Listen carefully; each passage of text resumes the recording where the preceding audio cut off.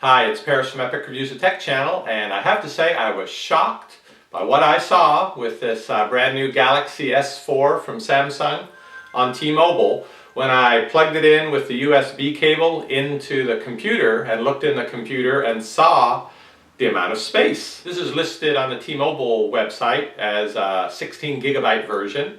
They don't offer any other size capacities, though in the future there may be a 32 gigabyte version.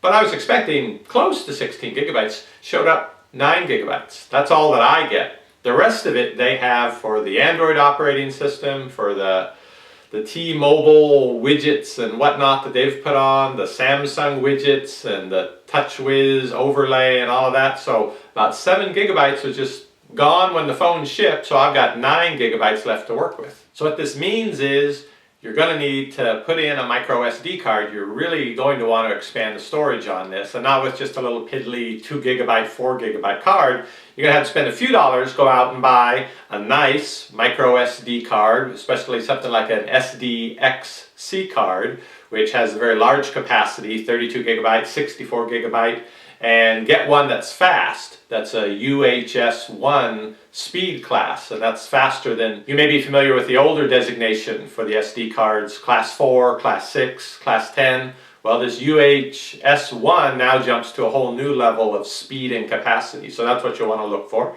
I have one here that I just went out to put into this phone, and it's a 32. That seems to be the sweet spot in the price, is a 32 gigabyte. I looked at the 64s, but per gigabyte, they're considerably more expensive. So this is a 32 gigabyte model of a Sony micro SD card, and it is the UHS-1 type of card, which is what you want to look for. I'll put a link down below in the description box to this particular SD card if you'd like to find it. This model number is Sony SR32UY, and it has pretty good reviews. The main thing I was looking for, that I always look for with these cards, is reliability, because you don't want them to fail when you've got gigabytes and gigabytes of data on them. And also the transfer speed, both the write speed and the read speed. This tiny little thing is what you're paying for. This is the actual card, SD card in micro format. 32 gigabytes of very fast storage in there, and you should be able to get a 32 gigabyte UHS-1 micro SD card for under $30, a name brand one. But again, I'll put the link down below if you'd like to check out this one. But you don't need the adapter if you're going to be using this directly into your phone, because it plugs right in. Let me show you where. Before you start this process, make sure you turn the phone completely off, not just put it so the screen's dark. Make sure you turn it completely off. You don't want any power going through while you're doing anything with electric circuits. And of course, make sure it's not plugged in either to the computer or to the wall charger. And the next thing you need to do is peel off the back. Now, if you're looking at it this way, up to the top left is where the little thing is that you put your thumbnail in. So it's over here. And there's just a little, just enough room to get a nail in. Put it in there and start prying. And you expose the nudity of your phone right there, all the internal organs of it. And the next thing you need to do is remove the battery. Again, before you do anything that's going to affect the circuitry, you don't want any power. So we have the phone turned off. We make sure it's not plugged in. Down at the bottom of the battery, there's another place you can stick a nail in. Remove the battery. So now there's no power in the phone, so now we can plug and unplug SIM card and SD card. I currently have a card in here, a little 512 that I had lying around. So let me pull that out. It is right here. These have a little spring-loaded mechanism, so you push them in a little bit past flush and it'll pop it out. I'll show you that here. And then you just pull it out the rest of the way. There's the 512er. From olden days. And here's my 32.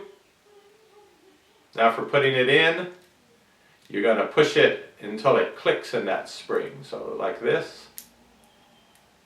Now it's all the way in place the right way. Like that.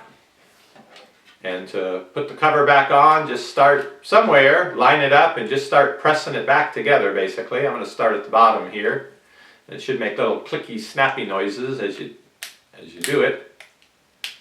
And then feel around the edges to make sure it's seated properly. If you feel it sticking out somewhere, you may have to pull it off and try again. Sometimes you get one corner that sort of has all the leftover flex in it and it just will not stick. So with that, I've gone from 9-something gigabytes of free space on the phone to about 39 gigabytes of free space on the phone.